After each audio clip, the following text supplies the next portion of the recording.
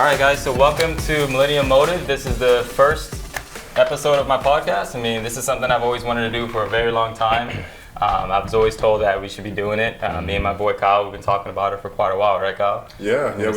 As far as just getting into the groove of doing it. I mean, you know that you've been doing podcasts for quite a while. For a little bit, we were messing around playing games, Dungeons and Dragons, and talking about this is a little bit more professional, so that's good. Yeah, well, obviously, when me and Kyle talked about doing the podcast, we told ourselves, look, let's create a podcast where, we can tailor it towards our generation as far as what everyone wants to do with their own careers. Right. So we created the podcast and we named it Millennial Motive, and it's all tailored towards what our generation's motives for their life is. So yeah, I mean, we've been seeing the hard work. We've seen a lot of people in our age group that are just going for their dreams, starting restaurants, starting their own businesses, and going into fields that we really didn't expect them to go into. So we're gonna bring those people out, and we're gonna see what motivates them. Yeah. And if they had those passions when we knew them. Right. So that's something we want to explore. So. Yeah, exactly. Because the way I look at it is, every one of us needs that platform to where we can, shout on top of the rooftops and get our name out there, connect with other people. So this podcast is tailored towards people coming on, connecting with each other in the same field, if we can even do that. Okay. So that's the overall goal. Yeah. To connect everybody together. Of course, we have our first guest here. Rashid Jones, I appreciate it. Yeah, no worries. Thanks for having me. Jones brothers, no relation. For real. Yeah, so let's start from there. So obviously, my name, Orlando Ben. Right. We got Kyle Jones. I'm Rashid Jones. George Elias. I'm the resident tech head who's running all this madness. So that's why I'm sitting here looking like a recently revived Darth Vader. No, you look like a genius, just straight up genius.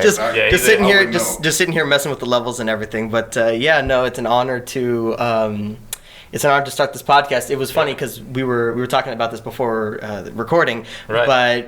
We went through some people. We were shooting, and then you said you wanted to do a podcast. Right. And I said I had all the equipment. And you're like, well, really? I don't know about that. And I looked at you and I'm like, did I stutter? Right. You were the one that did his real estate photos. Yeah. Right? They look incredible. Go to his Instagram. Yeah, definitely. Check George out. We'll make sure that everything is in the description for everyone here. That way everybody can check everyone out as far as what everyone does. But yeah, me and George, we did my real estate headshots, and I was telling him I was thinking about getting into podcasting, and he was like, I have all the equipment. And I was like, okay. Saturday. He was like, you want to do it? And I'm like, yeah, I've been thinking about it. He's like, did I stutter? Yeah. Do you want to do it? Straight up. Do you want to do it? All right, let's do it. Yeah. So, that's awesome. I looked at my group of friends, went online and was like, look, who's out there trying to make a name for themselves? And Rashid, you were the first one, man. Appreciate that. Yeah, I mean, I've definitely been thinking about doing a podcast for a minute. I was talking to some of my business partners and, looking at, either doing a podcast or YouTube channel. So when you hit me up, I was like, wow, God lines things up, because I was literally just talking about this. Yeah. So I definitely appreciate you sending the invite. Oh, yeah, for sure, man, for sure. What I want to start with, Rashid, is I want to start with pretty much your background, man. Like, what is it, let's start with how you were raised. Let's start with that. So kind of tell everyone a little bit about yourself, man. Yeah, so I mean, I was born and raised in San Diego, or not raised in San Diego, but I was born in San Diego. I moved up here in about 5th grade officially, and I was military family, so I was bouncing all over, San Diego. Luckily, we had the fortunate opportunity to stay within Southern California, but I mean, it was from San Diego to Oceanside to back to San Diego to Tirisana to La Mesa to and then we finally moved up here to Temecula. So you were changing schools that whole time? Yeah, yes and no, because my parents got divorced when I was 10 months old. So yeah, my mom always stayed in the same area, no military affiliation at all. So it was my dad that was bouncing around. The only bummer was I didn't get to go to the same schools as my brothers, because my brothers were on my dad's side. So I was bouncing around, or I was staying at the same school, but my brothers were having to bounce around. So we never got to go to the same school until we all moved up here. My mother moved up here when I was 5 years old, and then my father moved up when I was about 10. So at that point, that's when we all kind of stayed up here and have been up here ever since. As far as Temecula, right? Yeah, been in Temecula. Now you're in Temecula. Right. Yeah. So, and it's crazy how all of us, speaking of Temecula, we all came from the exact same school. Yeah. the exact same school. We played ball together, but he was in filming. I mean, obviously, look what George was able to do for himself, man. Like it's insane seeing how, after high school, the different career paths that everyone takes for themselves. You know what I mean? Most definitely. And no, that's commendable, man. So you moved around a lot. Yeah, most definitely. And I mean, that's kind of with every military family, obviously. But like I said, I was still blessed to be able to stay in Southern California. Didn't have to move far from my mom. But when I got up here, we actually lived in Roy Paul, so right across the street from Shap. So, and I told my mom, I was like, I'm going to that high school and I'm playing football. And it's crazy now that I'm in the entrepreneurship world. It's like, that was my first kind of instinct or realization that you can speak things into existence, because I was 5 years old when I said that. So I still had plenty of time. What if we had moved again? And I said, no, I'm going there and I'm playing high school football there. You put that idea for real. And it blossomed. Yes, and most definitely. And then, like I said, 5 years later, my dad moves up, and I was like, I'm for sure going to that school now. So I literally lived across the street from Shap, and so that was kind of one of those things. Like I said, that was the first time I realized that you speak things into existence. But after that, we, like you said, we played football together. I was on the lacrosse team as well, and what really kind of made me set, or I would say pursue that athletic career, was going back to our coaches. I'm not going to name names, but going back to some of our coaches, I was just always told. Kyle's over here like Vietnam flashes of all this PTSD. All the PTSD. Yeah. Our coaches were rough on us. Yeah, most definitely. But honestly, all of us could have played ball like on the next 100%. level. Oh yeah, 100%. But I was always told I was too small. I mean, and you got the height, difference, if you will. But they were always told me, I was too skinny, maybe had the height, but I was too skinny, I was too light, whatever the case was. You ended up being the best wide receiver on our team. I appreciate that. Unfortunately, we just didn't have a quarterback that could throw. Right. Listen, again, no names, but I'm sure it's out into the universe. Yeah. Hi. Yeah, no, right. Phenomenal. I mean, I would say we had a phenomenal team, and if you look back at it, our senior year, I honestly think anyone could have gone to the next level. It doesn't matter if it was D1, D2, D3. We all should have gone somewhere. But that's water under the bridge. The main reason that I wanted to pursue that next level was because I was told I was too small. So it kind of like I sat back and I was like, you know what, PG version. I said, forget you, watch me, kind of thing. And that just comes from my father telling us, whatever we set our mind to, we're going to accomplish, right? Yeah. And so that's kind of where I said, okay, regardless of what these coaches say, I know my talents can take me to the next level. So that's why I ended up going to, San Marcos for lacrosse. Right. And how were you able to transition those kind of thought processes into the professional? Yeah, because one thing I know for sure with football, it really taught me how to have that clear structure and that hard work mentality. So I know that probably played a big role into the career path you decided to take. Most definitely. Now, when you're in an entrepreneurship role, you start to realize how many pieces of your, upbringing or even just your current circumstances really play a part in how you think about what you're doing. In terms of the sports, I always relate everything back to sports, because you need that discipline, you need that hard work, you need that, motivation to make a better version of yourself. And I think that's the biggest thing in entrepreneurship, is if you're not the best version of yourself, you're never going to get anywhere. And I'm listening to all sorts of speakers, and TD Jakes and Eric Thomas and Tony Robbins. All these guys talk about how they had to focus on becoming the best version of themselves. And they always say success leaves clues. And so you start to pick up on things. If you're really listening, you can start to pick up on things. Every speaker, every motivational, speaker, every successful person talks about how they were reading books. They were focusing on themselves. They were building themselves up, regardless of what anyone else told them. And so that's what I've been really doing. And like I said, it's relating it to sports, because, we stayed after practice to practice my one-handed catches. I would say after practice, or even do it on the weekends. Put in the extra effort, put in the extra time. Exactly. And become your best self, like how you were saying. That's the key, guys. I mean, if you really think about what Rashid just said, putting in the extra effort to, what I heard, become your best self. Yeah. That's one thing that a lot of people don't think about when they choose the career path that they choose. They say, well, I'll get to one point, be stagnant, be okay with being average, but they never think about being their best version of themselves. So that's just something that was instilled into us. Like, you got to think into your first job coming out of high school. you got into that job not knowing anything about the workforce. Right. Your first job, like I went into barbecue, only thing I knew about is how to eat it, and I was good at it. So, Still good at it. Yeah. Oh, yeah. Hey, you know what? There's nothing wrong with barbecue, though. Who doesn't like barbecue, right? No doubt. And then when I got in there and I started to learn, I just applied the same thought process that I had in football. Just know the technique on how to do certain things. And I ended up being better than everybody else because when it comes to athletes and other people and it really doesn't matter, it's interchangeable. You can go into choir, drama, those kind of programs after school. If you never went into something like that, you weren't instilled with those kind of life lessons and skills that you could transition over to the workforce. Right. And it's more so just interaction with other people and customer service. If you can get that down and have that foundation, then you can build upon that. Yeah, the sky's the limit at that point. Right.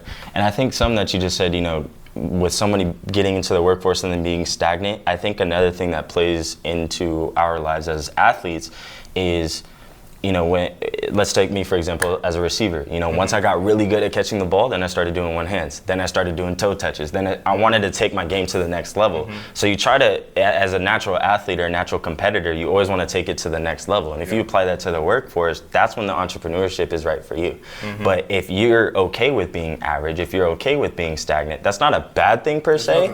But you just have to understand that you're not going to get anywhere if you don't, try to get to that next level. Yeah, you're complacent, but if you're content, you're fine with being complacent. You're right there where you want to be. But how we want to get to that next level, and we're not necessarily filling a job role. We're trying to pick up other skills that are going to allow us to fill other positions. Fill all those blanks. Exactly. So you're in. Obviously you did the lacrosse. We all played ball together. Right. For me, when I played ball, it was NFL all the way. Obviously I hurt my knee. That didn't happen. And then I stumbled into being an entrepreneur. Right. For you, being an entrepreneur, was that something that you've always wanted to do? Or was it actually, being a pro like lacrosse player or pro ball player like myself? Like what was your knack in high school? Because when we were in high school, one of the things I thought about was, what am I going to do after? Right. That was always on my mind all 4 years throughout. Absolutely. So what was something that for you knew you wanted to do once you graduated high school? So that's funny that you say that, because in high school, I wasn't bad at it, but I hated math. I didn't like to do it. So the fact that I'm in the financial services industry, none of y'all saw that coming. There's no way. I did not like math, but, so going to answer your question is, father being 20 years in the Navy, hoo-yah, I saw myself going into the military after college. So I was still gonna go to college. My focus was to get my athleticism to take me to the next level. So that was my my entrance into college, if you will. All right. So once I got through college, I was like, okay, I'm just gonna do my business management degree, as with like 99% of athletes. Right. But business management degree, and then I'm gonna go into the military, because I was just looking I wouldn't say I was guaranteed not to do the full 20, but I looked at it as, I want to do at least the first tour to get some leadership experience. I wanted to say, okay, I've always looked at athletes as a way to obviously be a type of leader, but the military is a way to look at real world leadership experience. Yes, you can take some of the things from athleticism, or from being an athlete, but it's not necessarily everything that you need. So I was just going to do military, and then when I retired, that's when I was going to go into the corporate structure. So I never really looked into the entrepreneurship role until when I transferred to Northern Arizona. That's when I got the internship with this finance company. And when I looked at that, it was an independent contractor role. So you got the first few months of, your base pay, and that was to just basically get your feet wet, get your foot in the door, understand how the system works and all of that. Then once that's over, it's straight independent contractor, no guaranteed paycheck coming in. And what was your thought process on that when, obviously you transitioned from, that base pay to now being on independent contract? Right. Having to make sure that you get things done on performance based. Yeah, 100%. And so that's exactly how I looked at it. I was like, okay, well, this is performance based. So if I give all of my effort, tying everything back into sports, is I could stay for 3 hours after practice every day and then not catch a single touchdown that next game. But then what if I caught 6 the next game after that? You know what I'm saying? So the work pays off later.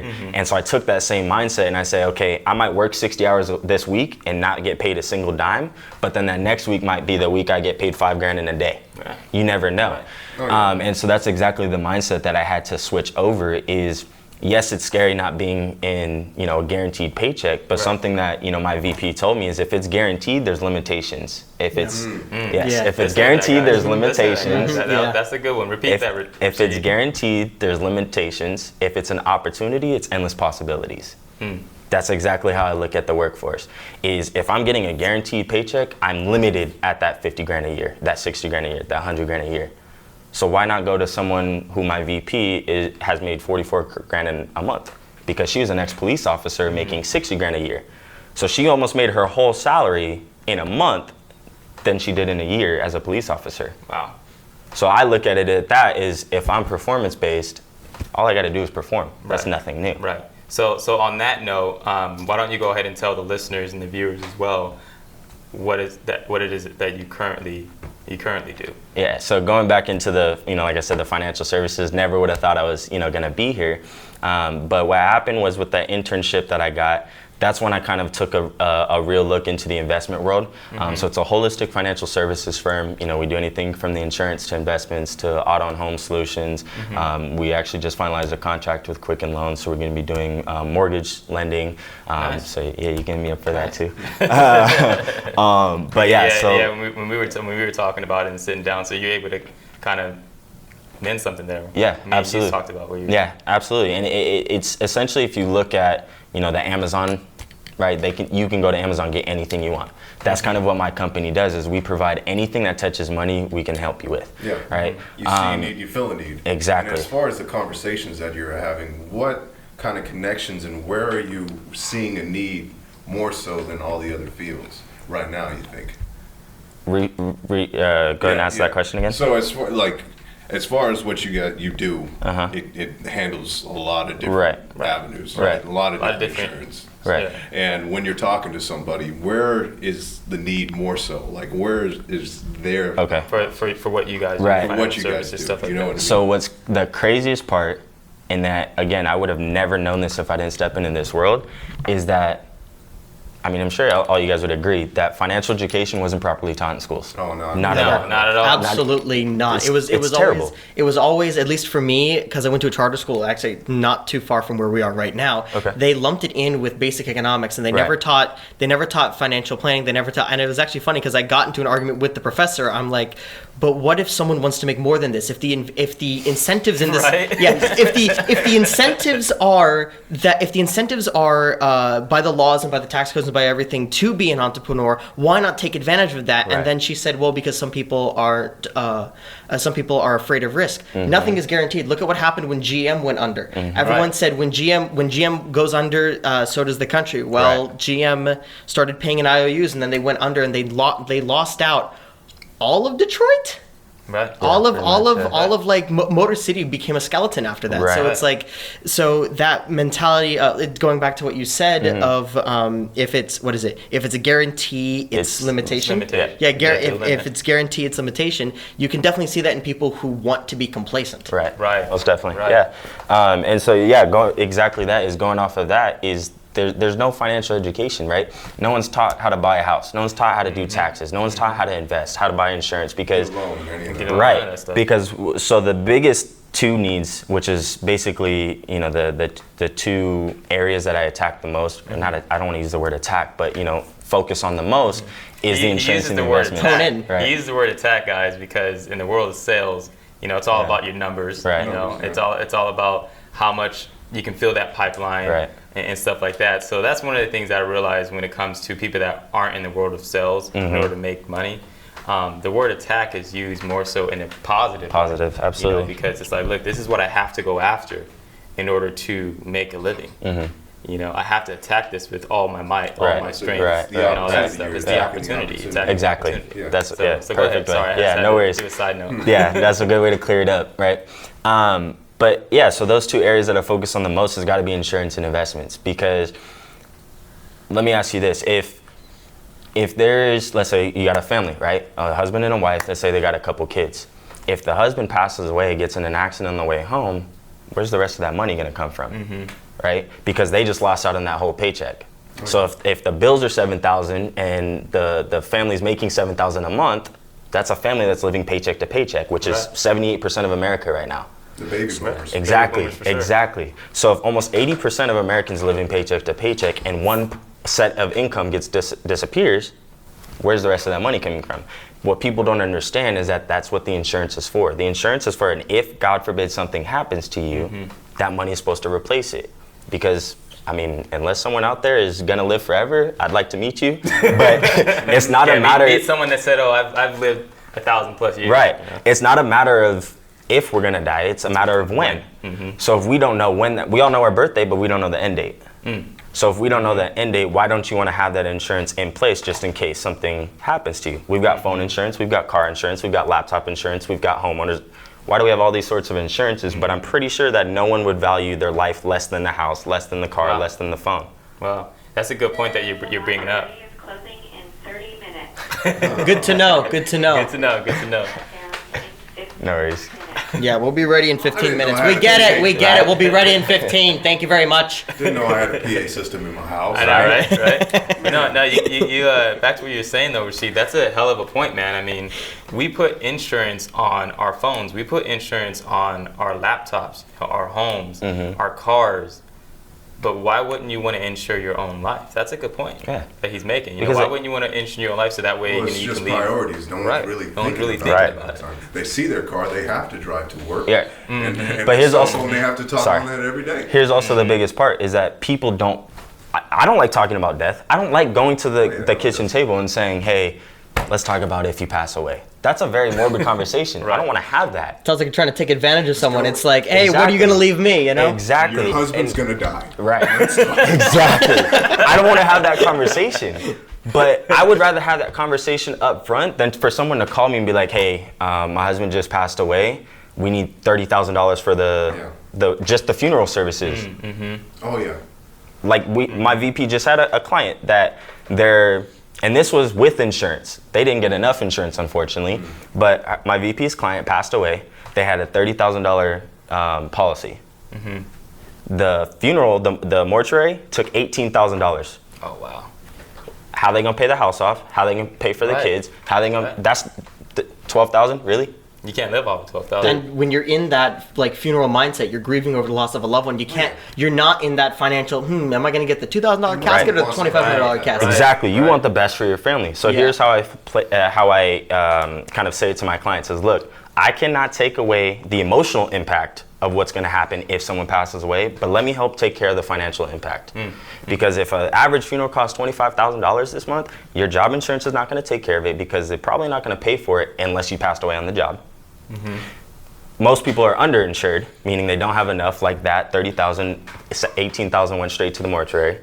And then on top of that is unfortunately, there's a wrong type of insurance out there and people don't know about it. There's a type of insurance that is actually ripping people off, but no one knows that because we call it a wham bam thank you ma'am. Is the client's gonna come sit at the table with the agent and gonna say, okay, what can you afford a month? $100? All right, cool. Here you go, sign right here. You're like, wait, what did I just buy? Yeah. And then the packet is this thick. No one's gonna read that. Yeah. No one reads contracts. And then even if they do, it's a whole bunch of insurance lingo that people don't understand. Why? Because we didn't have any financial education. So it all wraps up into going back to why we don't have financial education. That is why most people are struggling. But then I was reading a Forbes list report that said, out of the top 8 reasons why people don't seek financial advice, number 5 is pride. Because they should know how to do it. That's true. But they don't. So when someone comes and approaches them and say, hey, let me help you. No, I got it. I'm good. I got it. And then they try to go home. Well, a smart person would try to go home, try to figure out, but they'll try to figure out and then fail and then forget about it. So in other words, what you do, Rashid, is you offer financial advice, and correct me if I'm wrong, financial advice for life insurance for individuals. So in other words, like how you were saying, everyone gets trapped in that signing of that big, thick document. Your job is to sit down with that individual and really help them and educate them on how that whole process goes. Yeah, so I mean, and going back to the whole Amazon concept is we offer a lot of different products anything that touches money. However, the two biggest things that people don't understand is investments and insurance. So we come from more of an educational approach. Instead of saying, okay, you can afford $100 a month, here you go, sign. You don't understand what's going on. So I'm gonna give you my story so you know who I am, build rapport, right? Then I'm gonna give you a company background, give you some credibility. My company's on the New York Stock Exchange. You can invest in us. We have over 136,000 licensed reps. We're one of the largest financial services organization across North America. Wow. I'm gonna give you all the credibility, and then I'm gonna go into the education on what each product does. And then I'm gonna say, okay, now Mr. and Mrs. Client, what do you think, out of what I just showed you, what do you think do you need to focus on the most? Oh, I need to focus on A, B, D, E. All right, cool. Let me show you now breakdown and how that applies to you directly. So I'm coming from a strictly educational approach. And that's how good. you distinguish yourself from Exactly. everybody else, because the two aspects that you've named as far as insurance and investments, there's a lot of people out there that are attacking that field. Let's use that verbiage, and it's very predatory. Right. So Right. You know, it's necessary to come at it the way that you are and make sure that you're providing them with the service that they need, and they're going to trust you in that whole process. Predatory is probably one of the perfect words to use, because other companies, I wouldn't say every company, but a lot of other companies have quotas. Because the firm that I came from before I came to this firm that I'm with now, I had to beat a quota. They said, if you don't beat the quota, you're fired. So then now I was put in a position, do I sacrifice my integrity or do I miss my quota and lose my job? Yeah, one of the things that, as far as predatory in the industry, the field that you're in, man, you know, the way I look at it is, it's probably the people that get attacked the most with this will probably be the older generation. Am I right? 100%. You know, they get calls all the time, and you know, you got people, you know, soaking them all in and telling them and reeling them in and telling them they're gonna get this, they're gonna get that, and then just dumping them. Right. You know, so I like that you take the educational approach to it, because you know, you're actually sitting down with your clients and you're showing them step by step the process that it's going to take in order to make sure that their life, you know, is protected. And people who versus just using them. Right, you know? absolutely. And people who are focused on the older generation, they're walking a very fine line, because in the financial services industry, there's actually a lot of laws and regulations that go to protect taking advantage of the older clientele. Same thing with real estate. Exactly, right? So, mindset. and then two is because let's go back to strictly for insurance. Investments, not so much. I mean, you still can take advantage, you know, of older people with investments, but most people are going to go for the older generation for insurance, because now they can charge you 100 times more than what they would have charged you as a 20-year-old. So, for example, most people don't know that age and health are your two most important factors for insurance. So the younger you are and the healthier you are, the less expensive your premiums are going to be. But if you wait, for my example, I applied for $750,000 of coverage, and my investment is $72 a month for my insurance. I don't have a wife, I don't have kids, but if I passed away, what did I say? I'm going to take away the financial impact. So my dad gets $375, my mom gets $375. They could pay off their house, they could pay off their cars. I'm already in a different mindset as a 24-year-old than someone else would be, because most 20-year-olds are going to be like, I don't need insurance, I don't got kids, I don't got a wife, I don't got a house. They're out there finding them. Exactly.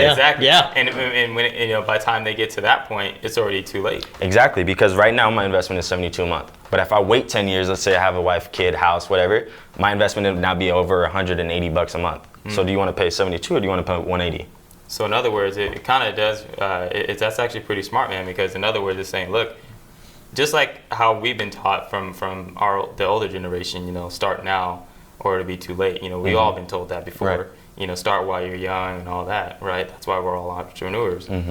Same with life insurance. You might as well start young, because obviously you save, you know, and it won't be too late for you to actually be able to afford it. Right. Or, you know, you're going to be at that age group where you're not going to have anything stashed away for when that day potentially comes. Most definitely. So, you know, that's actually smart, man. That's actually smart, and everyone that's listening and watching should really, you know, think about this for a minute, because, you know, we have to set ourselves up for success in the future.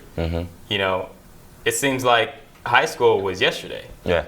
Right? 100%. College, but, you know, college, that too, you know, and it's more so just building yourself up, and it's ego, and it's very hard to transition from thinking about yourself and still think of others at the same time. Right. So when you're building yourself up and continue to build yourself up financially, you got to make sure that if you were taken out of the picture, that you were able to take care of the people.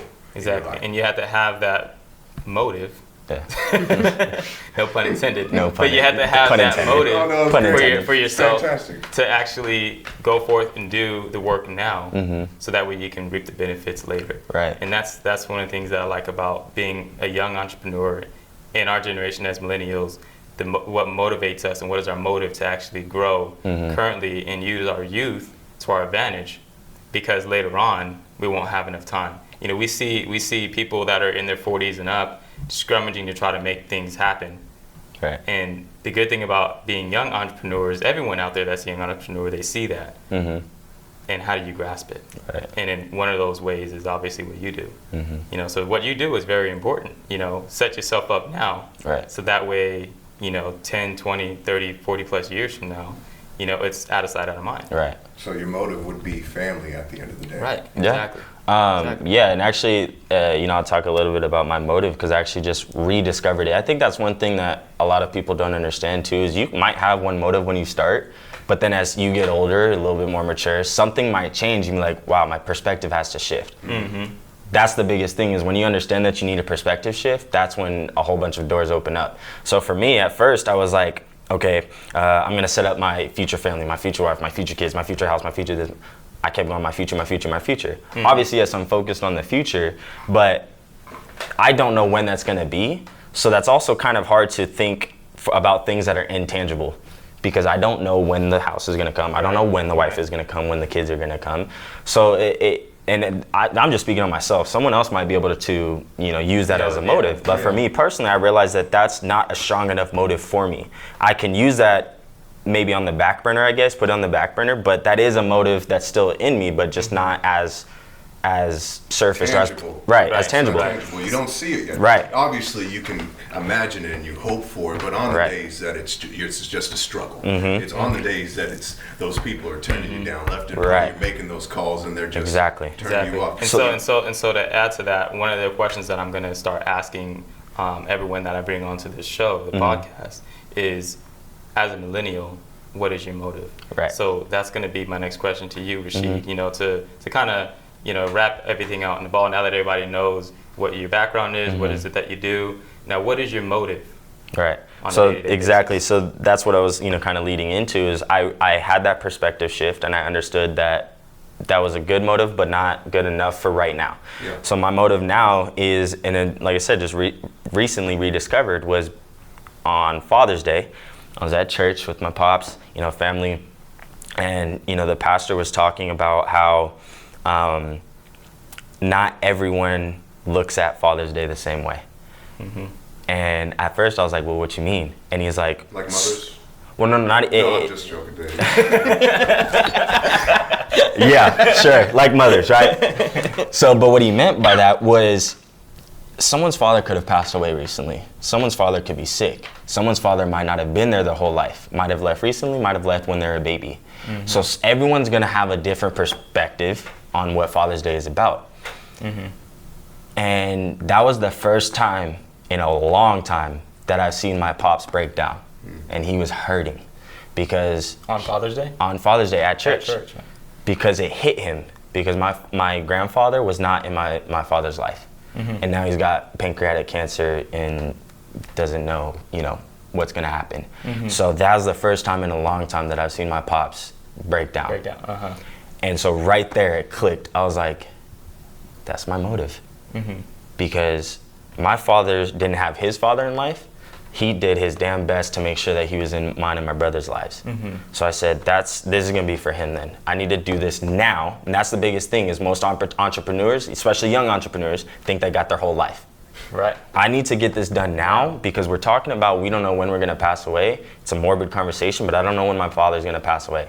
I need to get this done now so that he can see that he raised a successful young entrepreneur and a millionaire. Right. So I'm, Keyword, you know, he can see it. You know, he's going to be around to actually see you exactly. be successful. He needs to see the results, and that's when, like I said, that perspective changed. Is That's that the right kind of selfish right there. right? Yeah. It So really is. I need to do this for him. I need him to see.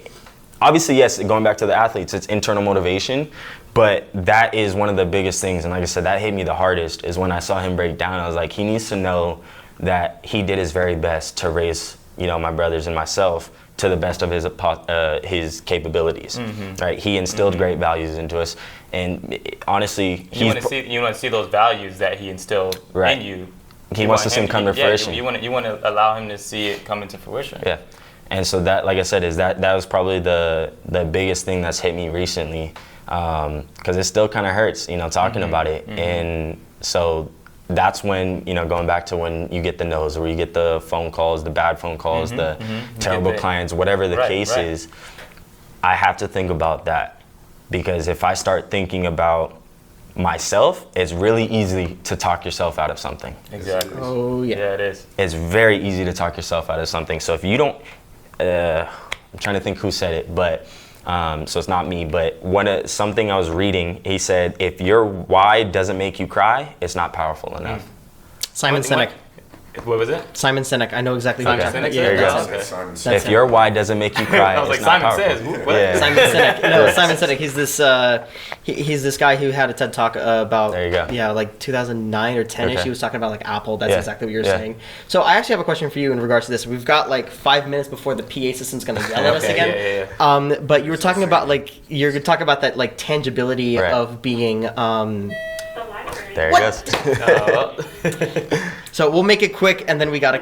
Are shutting down. Yeah, All right. no worries. Okay. Go ahead. We'll make it quick, and then we'll get out of here. You said like some of the things like the future kids, future wife, future house. Well, that stuff is not tangible. Is that part of the same reason why like people our age aren't don't understand why they need life insurance?